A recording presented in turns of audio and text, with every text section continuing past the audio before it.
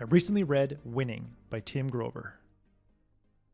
Author Tim Grover was Michael Jordan's physical trainer for 15 years and Kobe Bryant's trainer for 9 years. Grover taught MJ and Kobe how to prepare their bodies for competition, but MJ and Kobe taught Grover what it takes to win. What he learned can be applied outside of basketball and in your life to win that coveted job, contract, or competition. Imagine that your next win is locked away in a safe. Winning holds the combination to that safe. Winning is a mythical figure who watches and evaluates your every action 24 hours a day, 7 days a week. Winning might give you the combination to that safe if you're willing to go through hell, and if you can answer these 3 questions correctly. Do you bet on yourself? Do you leverage your dark side? And do you live an unbalanced life? Question 1. Do you bet on yourself? In 1990, the Chicago Bulls lost to the Detroit Pistons in the playoffs, and critics said Jordan would never be able to handle the Pistons' physical play. That summer, MJ added 15 pounds of muscle, but then critics said adding that much muscle would ruin his shot. Jordan continued to add muscle throughout the year, improve his shooting percentage, and defeat the Pistons en route to the Bulls' first championship. When Kobe decided to skip college and go directly to the NBA after high school, everyone thought it was a mistake. But 4 years later, Kobe had enough NBA experience to help the Lakers win 3 consecutive championships. Then everyone told Kobe that he couldn't win without Shaq, so Kobe transformed his game and won 2 more titles without Shaq. And finally, after his basketball career, most people thought that Kobe would have limited success in the entertainment industry. But less than 2 years after his retirement, Kobe won an Oscar for a short film that he narrated and produced called Dear Basketball. Winning is always watching to see if you trust yourself when others doubt you. When someone doubts your ability to win, they are essentially betting against you. The question is, do you have the confidence to take the other side of that bet and bet on yourself?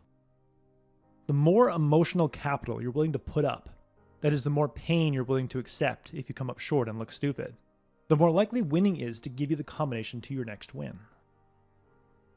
Question 2. Do you leverage your dark side? Everyone has a dark side, but not everyone wants to admit it.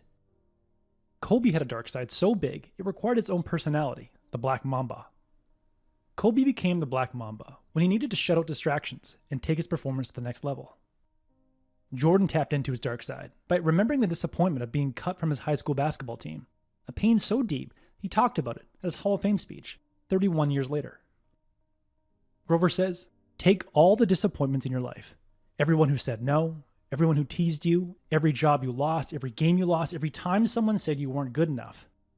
Imagine laying them all out in front of you. Just spread them all out over an imaginary table. Now hold your hand over each one, mentally reconnecting with how each made you feel. Warm, nauseous, cold, nothing, radioactive hot. Yeah, that's the one. That's your fuel.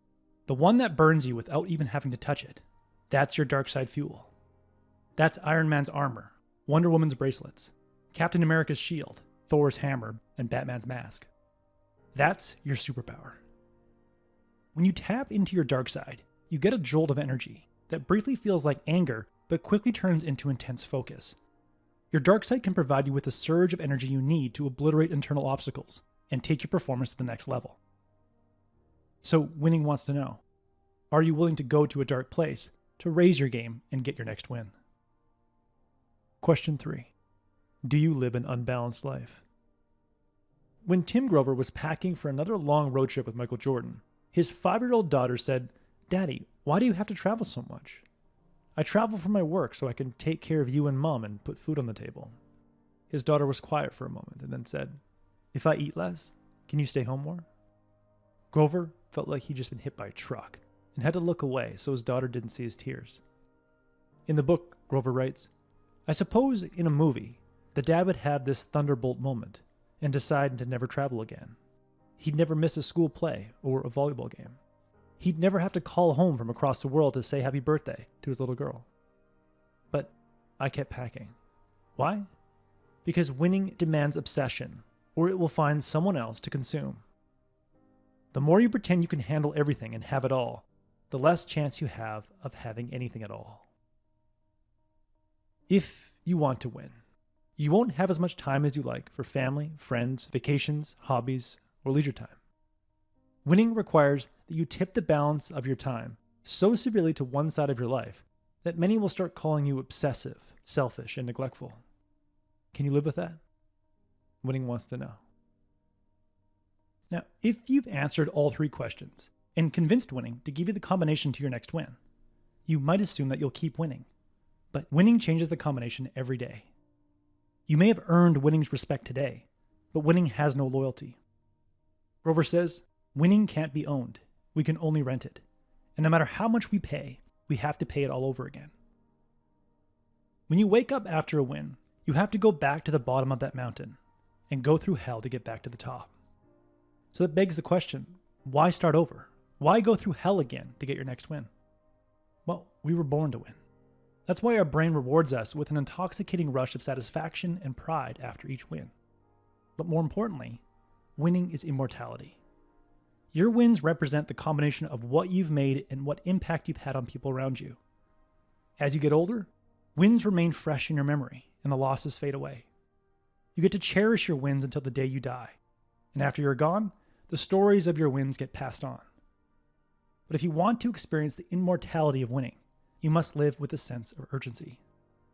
Grover says, stop watching others win while you stand on the sidelines wondering when it's going to be your turn. Your turn is now. Long-term goals are great, but long-term isn't promised to anyone. Your skills and opportunities have an expiration date. The biggest mistake we make in life is thinking we have more time. I frequently talked with Kobe about this. How I'd wish I'd been wrong. Remember him when you think you have plenty of time. I think about it every day. That was the core message that I gathered from Winning by Tim Grover. This is a raw, hard-hitting book that will jolt you into action. I highly recommend it.